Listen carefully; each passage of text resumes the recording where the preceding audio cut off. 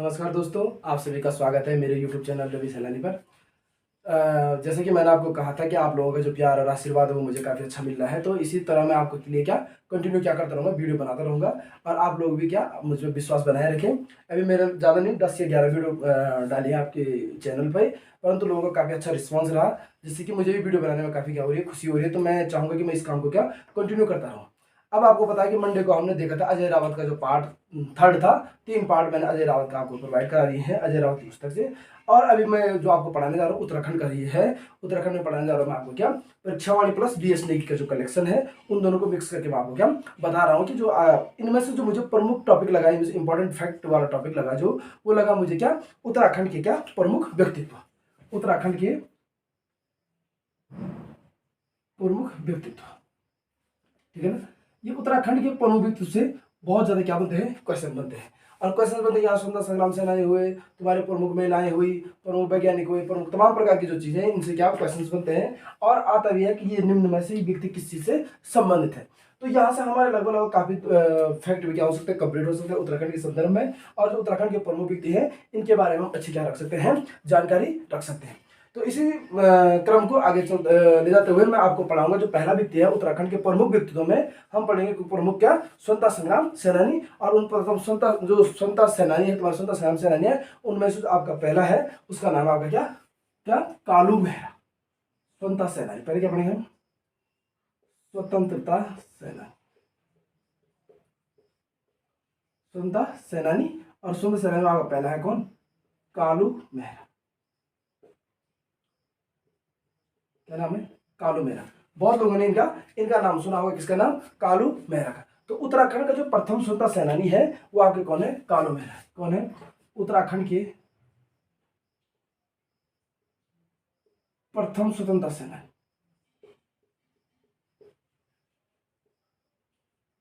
उत्तराखंड के प्रथम स्वतंत्रता सेनानी आपके कौन से हैं? तो कौन है आपके? वो कालू मेहरा है। कौन है? कालू मेहरा। अब जन्म कब हुआ इनका? तो जन्म हुआ इनका 1831 में। जन्म कहाँ हुआ? कब हुआ? जन्म हुआ कब? 1831 में। कहाँ हुआ? बिसुंगांव। ठीक, तो हम पढ़े कालू मेहरा के बारे में। और कालू मेहरा का मैंने कहा जन्म हुआ आपका उत्तराखंड के प्रथम स्वतंत्रता सेनानी, जन्म हुआ 1830 में। और कहाँ को है? बिसुंग, बिसुंग गांव, ठीक है ना। अब बिसुंग गांव कहाँ पर है? चंपावत। कहाँ पर है बिसुंग गांव? चंपावत में आपका क्या पड़ता है? बिसुंग गांव पड़ता है, ठीक है ना। तो कालू मेहरा का जन्म 1830 में। 1830 में कहाँ हुआ? बिसुंग गांव। और बिसुंग गांव कहाँ पड़ता है आपका? चंपावत में पड़ता है। पिता का नाम क्या है? तो पिता का नाम आपको पता है? रतिभान सिंह। पिता का नाम क्या है?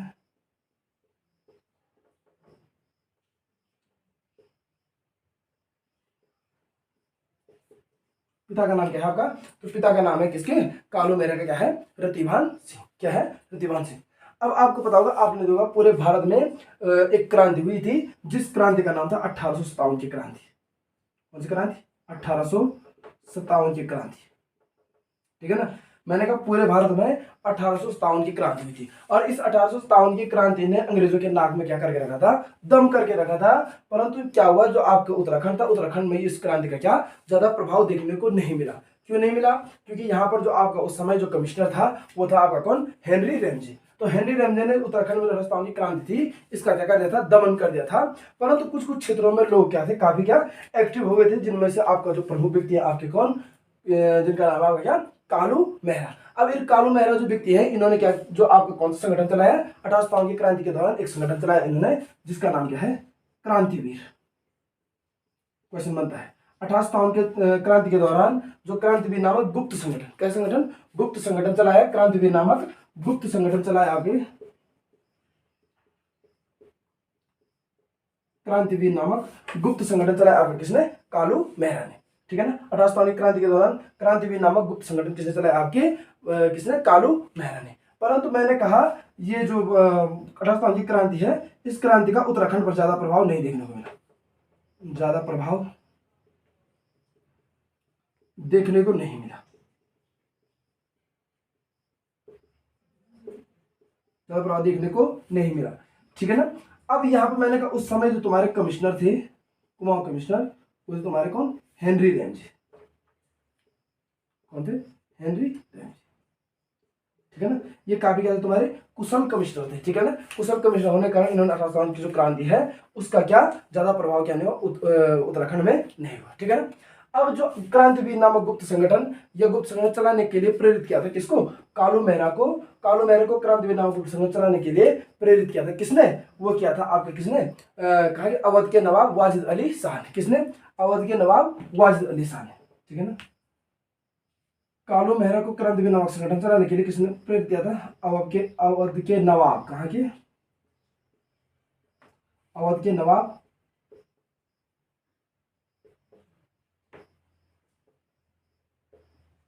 वाजिद अली शाह ने, ठीक है ना। क्वेश्चन बनता है कि जो क्रांतिवीर नामक संगठन था, क्रांतिवीर नामक संगठन को चलाने के लिए प्रेरित, जो राजस्थान की क्रांति में आने के लिए प्रेरित किया था कालू मेहरा को किसने, वो किया था किसने, वाजिद अली शाह ने। कहाँ का नवाब था आपका, अवध का क्या था, नवाब था। और आपको पता होगा जो कालू मेहरा है, कालू मेहरा की मृत्यु कब हुई आपके 1906 में। कालू मेहरा जी की मृत्यु हुई आपकी 1906, ठीक। तो आपके जो पहले व्यक्ति थे वो थे आपके कौन, स्वतंत्रता संग्राम सेनानी, आप उत्तराखंड के पहले स्वतंत्रता संग्राम सेनानी, जिनका नाम क्या था आपका कालू मेहरा, उत्तराखंड प्रथम स्वतंत्रता सेनानी, जन्म 1831, विश्वनाम चंपावत, पिता का नाम रतिवान सिंह, अवध के नवाब थे, पिता का नाम था रतिवान सिंह। राजस्थानी क्रांति में क्रांतिवीर नामक गुप्त संगठन चलाया था। उत्तराखंड में ज्यादा प्रभाव देखने को इसलिए नहीं मिला इस क्रांतिवीर नामक गुप्त संगठन के, राजस्थान की क्रांति का, क्योंकि यहाँ पर कमिश्नर तुम्हारा कौन था, हेनरी रेंजे था। अब यहाँ पे जो राजस्थानी क्रांति में जो कालू मेहरा को जो क्या सीख दी थी, उत्साहित किया था, किसने किया था, अवध के नवाब वाजिद अली शाह ने। और कालू मेहरा की मृत्यु हुई थी आपकी कब, 1906 में। कब हुई, कालू मेहरा की आपकी मृत्यु कब हुई थी, 1906, ठीक। अब इतना तो ये किसके बारे में है, कालू मेहरा जी के बारे में है, ठीक।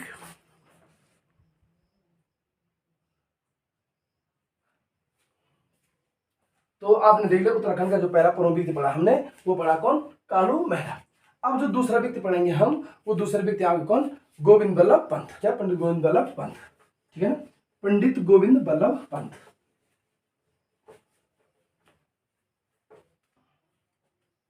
पंडित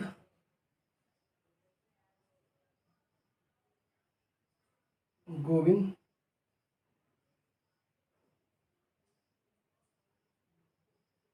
पंडित गोविंद बल्लभ पंत, ठीक है ना।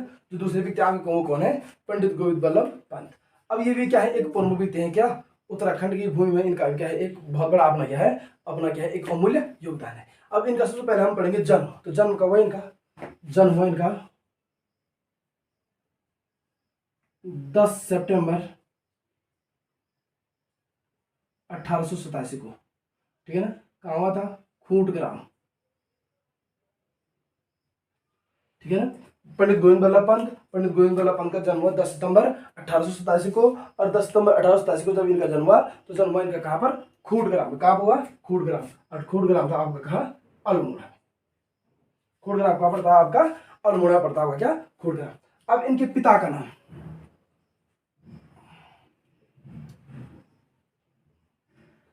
मनोरथ पंत। पिता का नाम क्या था, मनोरथ पंत। किसके, पंडित गोविंद बल्लभ पंत के पिता का नाम क्या था, मनोरथ पंत था। और पत्नी का नाम था इनका क्या, गंगा देवी।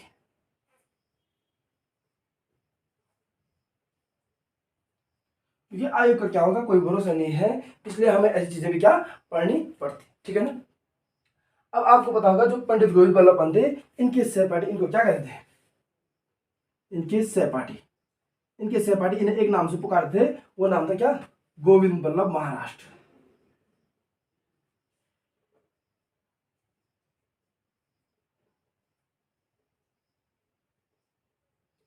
पंडित गोविंद बल्लभ पंत को एक नाम से पुकारा जाता था, जो नाम आपका क्या था, गोविंद बल्लभ महाराष्ट्र, ठीक है ना। परंतु आपको बताओगे सहपाठी तो गोविंद बल्लभ महाराष्ट्र का, परंतु जो आपके कौन, जवाहरलाल नेहरू, कौन, जवाहरलाल नेहरू। जवाहरलाल नेहरू ने इन्हें क्या कहा, हिमालय पुत्र कहा। क्या कहा, हिमालय पुत्र।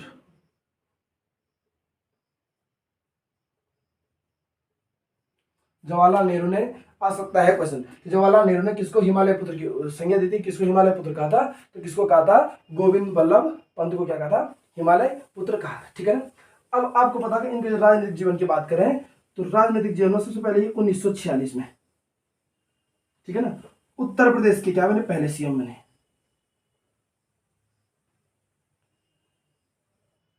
1946 में यूपी के पहले सीएम बने आपके कौन? गोविंद वल्लभ पंत। आता है क्वेश्चन कि जो 1946 में यूपी के पहले सीएम बने वो कौन बने? गोविंद वल्लभ पंत। और शायद 1954 तक रहे और उसके तत्पश्चात 1955 में ये देश के क्या बने थे? गृह मंत्री बने थे। 1955 में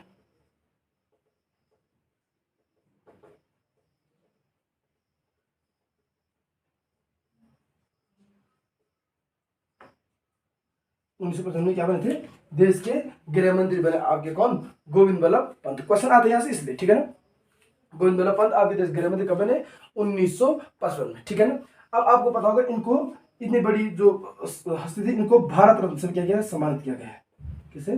भारत का सबसे जो सर्वोच्च सम्मान है भारत रत्न। कौन सा रत्न? भारत रत्न से सम्मानित किया गया इनको 26 जनवरी 1957 को।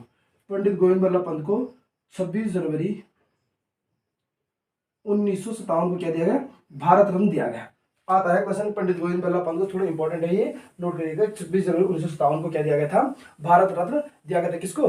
पंडित गोविंद वल्लभ पंत को, ठीक है ना। तो इनमें से जो इनके जो राजनीतिक जीवन ये था 1903 में कहते हैं इन्होंने किसकी स्थापना की थी? हैप्पी क्लब की। 1903 में हैप्पी क्लब की स्थापना की। 1903 में आता है क्वेश्चन। 1903 में इन्होंने हैप्पी क्लब की स्थापना की। किसने? पंडित गोविंद वल्लभ पंत ने। और 1914 में आपको पता होगा काशीपुर में प्रेम सभा की क्या की स्थापना की। कब? 1914 में काशीपुर में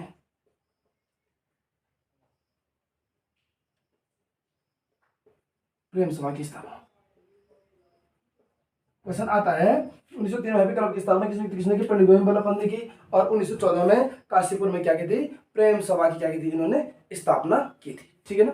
अब आपको पता होगा 1928 में इन्होंने साइमन कमीशन का विरोध किया था। किसके साथ? 1928 में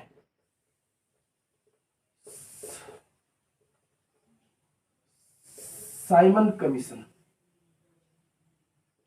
का विरोध किया। किसके साथ? जवाहरलाल नेहरू के साथ। क्या कहते हैं? इन्होंने साइमन कमीशन का विरोध किया था। किसने? पंडित गोविंद वल्लभ पंत ने 1928 में साइमन कमीशन का क्या किया था? विरोध किया था, ठीक है ना।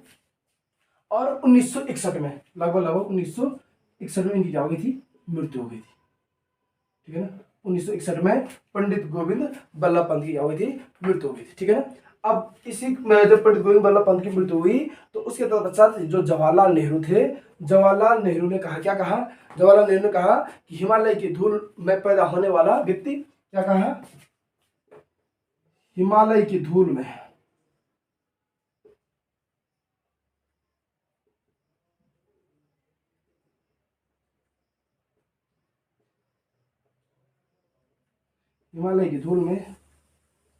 पैदा होने वाला व्यक्ति। पंडित जवाहरलाल नेहरू ने किसके लिए कहा? पंडित जवाहरलाल नेहरू ने कहा किसके लिए? पंडित गोविंद वल्लभ पंत के लिए कहा कि हिमालय की धूल में पैदा होने वाला व्यक्ति हिमालय जैसा महान था। क्या? हिमालय की धूल में पैदा होने वाला व्यक्ति हिमालय जैसा क्या था? महान था। हिमालय जैसा महान, ठीक है ना। ये किसने कहा? पंडित गोविंद वल्लभ पंत के लिए कहा। किसने? जवाहरलाल नेहरू ने। किसने कहा? जवाहरलाल नेहरू ने क्या कहा? पंडित गोविंद वल्लभ पंत के लिए। अब इन्होंने, आपको पता है कुमाऊं परिषद सुना होगा आपने। कुमाऊं परिषद में, जो कुमाऊं परिषद का गठन हुआ 1916 में। कुमाऊं परिषद के गठन में भी अहम भूमिका निभाई।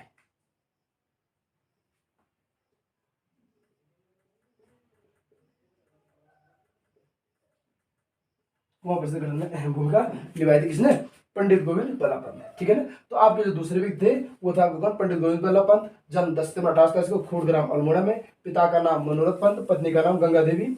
सहपाठी इनको क्या कहते थे? गोविंद वल्लभ, महाराष्ट्र के नाम से पुकारते थे। जवाहरलाल नेहरू ने इन्हें हिमालय पुत्र का। 1946 में यूपी के पहले सीएम बने ये, ठीक, उत्तर प्रदेश के। 1955 देश के गृह मंत्री बने रहे। भारत रत्न मिला इनको 26 जनवरी 1957 को, ठीक है ना। 1903 में इन्होंने हैप्पी क्लब की स्थापना की थी पंडित गोविंद वल्लभ पंत ने। 1914 में काशीपुर प्रेम सभा की स्थापना की थी। 1928 साइमन कमीशन का विरोध किया था। किसके साथ? पंडित जवाहरलाल नेहरू के साथ। और 1961 में इनकी मृत्यु हो गई थी। और जवाहरलाल नेहरू ने कहा था कि हिमालय की धूल में पैदा होने वाला व्यक्ति हिमालय जैसा क्या था? महान था। हिमालय की धूल में पैदा होने वाला व्यक्ति क्या था, हिमालय जैसे क्या था, महान था। ये किसके लिए कहा था, जवाहरलाल नेहरू ने कहा था पंडित गोविंद बल्लभ पंत के लिए, और कुमाऊं परिषद के गठन में इन्होंने क्या निभाई थी, अहम भूमिका निभाई थी। ठीक, अब ये तो था आपका कौन, पंडित गोविंद बल्लभ पंत। अब आपके जो प्रमुख व्यक्ति आते हैं फिर, वो आता है आपका कौन, श्रीदेव सुमन। कौन आते हैं, श्रीदेव सुमन, बहुत बार नाम सुना होगा आपने, श्रीदेव सुमन। श्रीदेव सुमन, श्रीदेव सुमन ने भी क्या किया था, टिहरी के कुशासन के प्रति क्या चलाया था, इन्होंने भी आंदोलन चलाया था। ठीक है ना, श्रीदेव सुमन, कौन से व्यक्ति, श्रीदेव सुमन।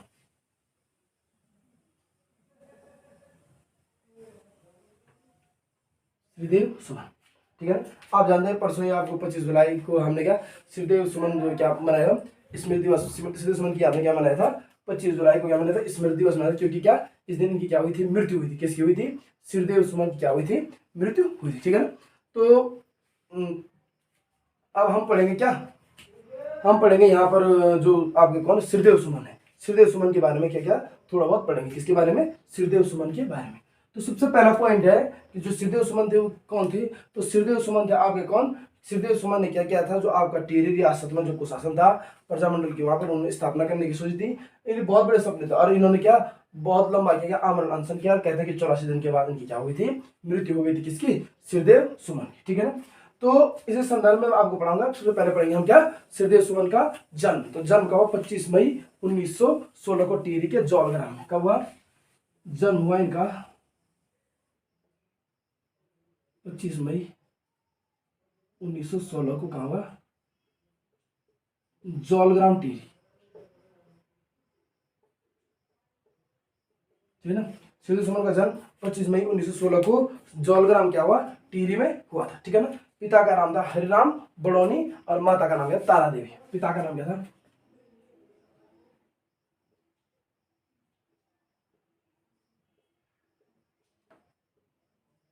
हरिराम बड़ौनी, और माता का नाम था तारा देवी। किसके पिता का नाम था, हरिराम बड़ौनी। तो फिर हरिराम बड़ौनी थे किसके, श्रीदेव सुमन जी के पिता का नाम, और माता का नाम क्या था तुम्हारा, तारा देवी। और इनके बचपन का नाम था क्या, श्रीदत्त। क्या था, श्रीदत्त, बचपन का नाम।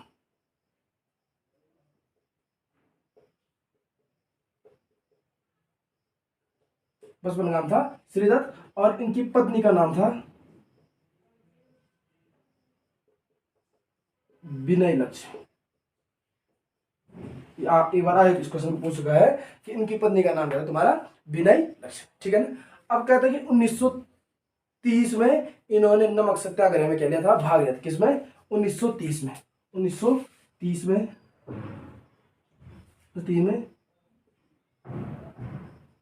श्रीदेव सुमन जी ने नमक सत्याग्रह में, नमक सत्याग्रह में क्या लिया था, भाग लिया था।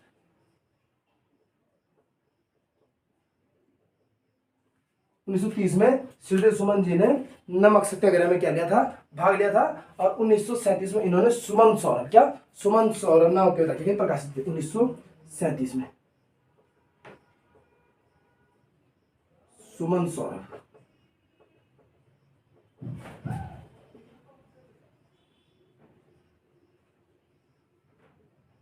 प्रकाशित की। किसने, श्रीदेव सुमन, सुमन सौरभ नामक कविता क्या की थी, प्रकाशित की थी। किसने, श्रीदेव सुमन ने। कब, 1930 में सुमन सौरभ नामक कविता प्रकाशित किसने, श्रीदेव सुमन ने।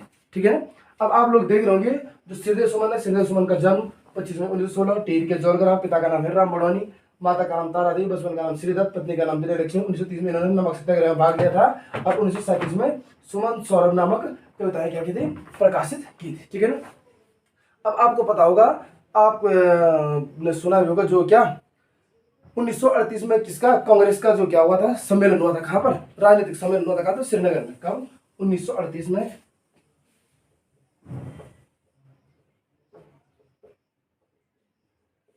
कांग्रेस का जो राजनीतिक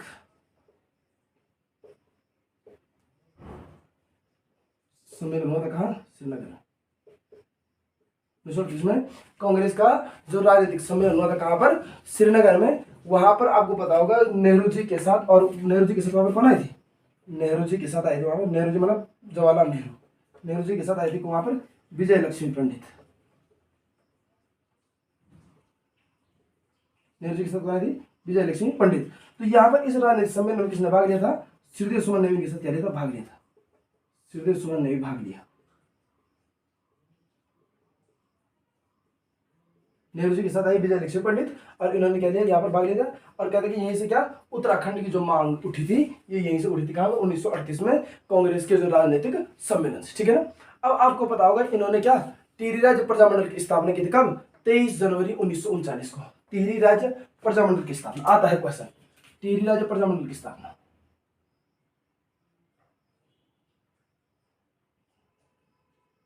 टिहरी राज्य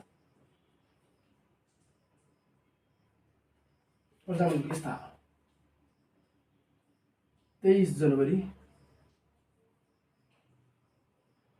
1939, ठीक है ना। क्वेश्चन आता है, आपने सुना भी, बहुत बार सुना होगा कि टिहरी राज्य प्रजामंडल की स्थापना कब हुई? तो कब हुई? 23 जनवरी 1939। और कहाँ पर हुई थी ये हुई थी आपके कहाँ पर? देहरादून। कहाँ पर हुई थी? देहरादून में क्या हुई थी? इसकी स्थापना हुई थी, टिहरी राज्य प्रजामंडल की क्या हुई थी? स्थापना हुई थी, ठीक। अब आपको पता है इन्होंने जो टिहरी में तमाम प्रकार की जो राजशाही व्यवस्था थी इस व्यवस्था के खिलाफ आवाज उठाई, ठीक है ना। उन्होंने वहां पर विरोध किया, ठीक है ना। उन्होंने कहा कि हमें प्रजामंडल की स्थापना करें, परंतु मैंने कहा जो राजा थे, राजा इनकी बात नहीं माननी पड़ी। तो एक समय के बाद इन पे क्या राजद्रोह का क्या चल रहा था? मुकदमा चल रहा था। और राजद्रोह का मुकदमा चला इन पे कब? 21 फरवरी 1944 को, ठीक है। श्रीदेव सुमन पर राजद्रोह का मुकदमा,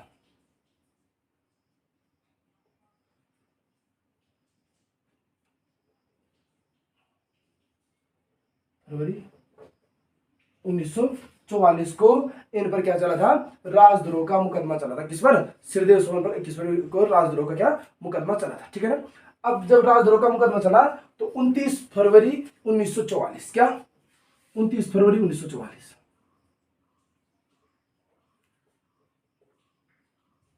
29 फरवरी 1944 को जब टिहरी के कर्मचारियों द्वारा इनके साथ बुरा व्यवहार किया गया तो इन्होंने क्या किया? आमरण अनशन शुरू किया,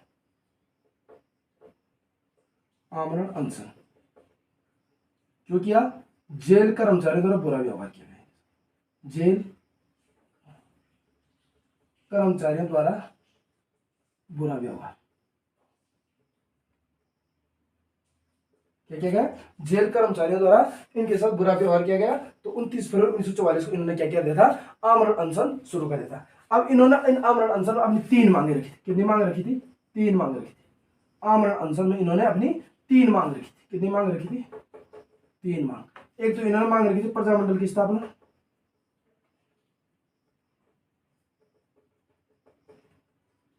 इसकी स्थापना, प्रजामंडल की स्थापना, ठीक। दूसरा इन्होंने मांग रखी थी कि पत्र व्यवहार की क्या दी जाए? स्वतंत्रता दी जाए।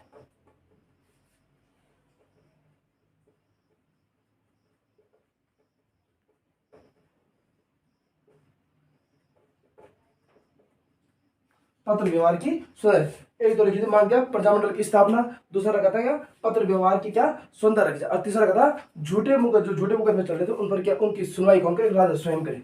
झूठे मुकदमों की सुनवाई, झूठे मुकदमों की सुनवाई राजा स्वयं करे,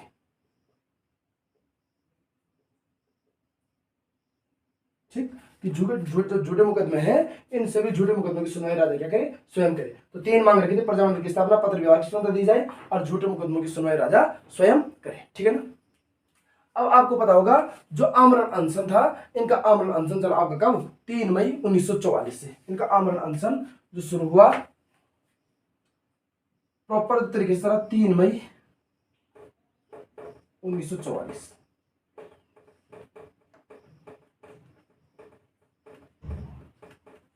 आमरण अनशन शुरू 3 मई 1944 को इनका क्या चला था? आपका आमरण अनशन चला था। किसका? श्रीदेव सुमन जी का क्या आमरण अनशन चला, ठीक है ना। तो ये 3 मई 1944 को जब आमरण अनशन चला तो उसके पश्चात तुमको पता होगा कि 25 जुलाई 1944 को इनकी क्या हुई थी? मृत्यु हो गई थी। ठीक है, 25 जुलाई 1944 मृत्यु।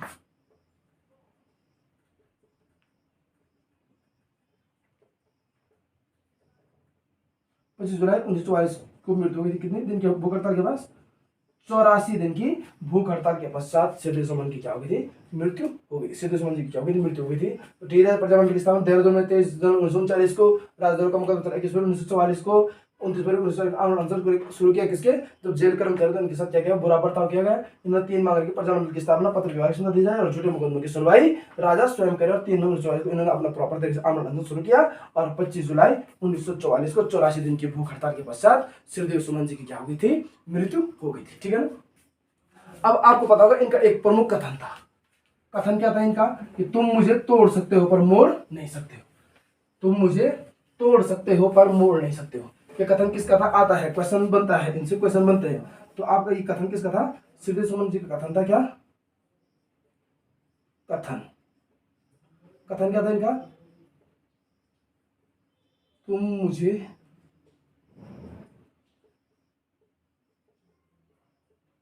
तोड़ सकते हो पर मोड़ नहीं सकते।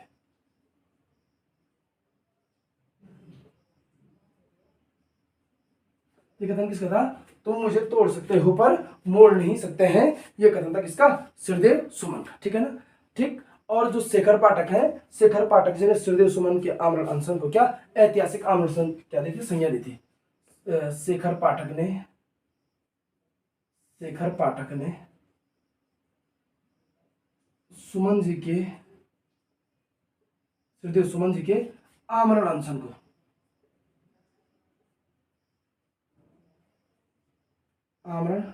को ऐतिहासिक अनशन की संज्ञा दी। ऐतिहासिक अनशन की, ठीक है ना। श्रीदेव सुमन जी ने क्या किया? जो क्या शेखर पाठक जी का जो आमरण अनशन था, इस आमरण श्रीदेव सुमन जो शेखर पाठक जी ने क्या किया? जो श्रीदेव सुमन जी का आमरण अनशन था, इसको क्या दी? ऐतिहासिक आमरण अनशन की क्या दी? संज्ञा दी। किसने दिया? श्रीदेव जो शेखर पाठक जी हैं, शेखर पाठक जी ने सुमन जी के आमरण अनशन को ऐतिहासिक अनशन की क्या दी? संज्ञा दी। ठीक है ना। एक दो लाइन और कहती है इन्होंने कि यदि हमें मरना ही है तो, क्या कहा था? श्रीदेव सुमन जी ने कहा था यदि हमें मरना ही है तो, ठीक है ना। इन्होंने कहा था कि यदि हमें मरना ही है तो अपने सिद्धांतों और विश्वास की सार्वजनिक घोषणा करते हुए मरना चाहिए। यदि हमें मरना ही है तो अपने सिद्धांतों और विश्वास की सार्वजनिक अपने सिद्धांतों और विश्वास की सार्वजनिक घोषणा करते हुए मरना श्रेयस्कर है। सिद्धांतों और विश्वास की सार्वजनिक घोषणा करते हुए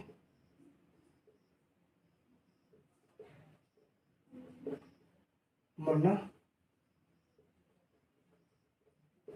श्रेयस्कर है। ठीक है ना। श्री सुमन ने कहा था क्या? यदि हमें मन, श्री सुमन जी ने कहा यदि हमें मन नहीं है तो अपने सिद्धांतों और विश्वास की सार्वजनिक घोषणा करते हुए मरना ही क्या है? श्रेयस्कर है। ठीक है। और एक तीसरा कथन और था इनका, मैं अपने प्राण दे दूंगा। क्या? मैं अपने प्राण दे दूंगा। क्या कहा था?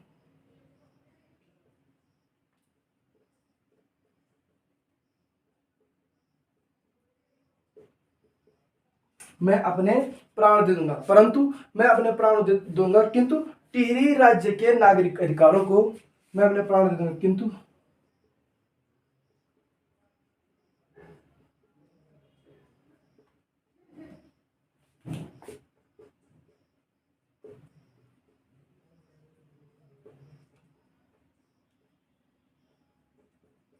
मैं अपने प्राण दे दूंगा किंतु टिहरी राज्य के नागरिक अधिकारों को सामंती शासन के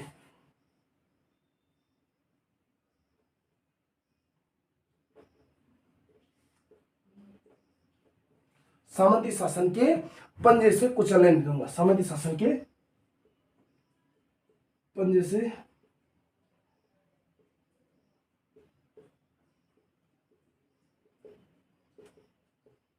कुचलने नहीं दूंगा। ठीक है। तो ये सभी था आपके किसके बारे में? श्रीदेव सुमन जी के बारे में। तुम मुझे तोड़ सकते हो पर मोड़ नहीं सकते। शेखर पाठक जी ने सुमन जी के आमरण अनशन को क्या दी थी? ऐतिहासिक आमरण अनशन क्या दी थी? संज्ञा दी थी। क्या दी थी? शेखर पाठक जी ने श्रीदेव सुमन के अनशन को क्या दी थी, ऐतिहासिक आमरण अनशन की संज्ञा दी थी। ठीक है ना। इन्होंने कहा था कि यदि हमें मरना ही है तो अपने सिद्धांतों और विश्वास की सार्वजनिक घोषणा करते हुए मरना श्रेष्ठ करोगे। किसने कहा था? श्रीदेव सुमन जी ने कहा था। किसने कहा था? मैं अपने प्राण दे दूंगा किंतु तेरे राज्य के नागरिक अधिकारों को सामंती शासन के पंजे से कुचलने नहीं दूंगा। और ये था किसके बारे में? श्रीदेव सुमन जी के बारे में। अब देखो दोस्तों, मैं अभी वीडियो ज़्यादा लेंथी हो जाती है अगर मैं ज़्यादा आदमी के बारे में, ज़्यादा व्यक्तित्व के बारे में लेके आता, परंतु क्या होता है कि हमें क्या करना है, फिक्स और क्या लिमिटेड लेके चलना कि एक दिन हम जितना याद कर सकें, हमारी कैपेसिटी जितना हम उतना क्या कर याद कर सकें। तो मैं ज़्यादा नहीं कहूँगा, आप मेरी वीडियो को लाइक कीजिएगा, शेयर कीजिएगा और सब्सक्राइब कीजिएगा, और ज़्यादा से ज़्यादा क्या कीजिए, अपने छोटे भाई बहनों को क्या ये वीडियो क्या करें, शेयर कीजिए। जो लोग क्या करें गाँव गलियों में, आप उनको क्या ये वीडियो शेयर कर सकते हैं ताकि वो उनकी भी क्या नियमित तरीके से तैयारी हो सके। ठीक है ना। तो फिर मिलते हैं नेक्स्ट डे को। Thank you.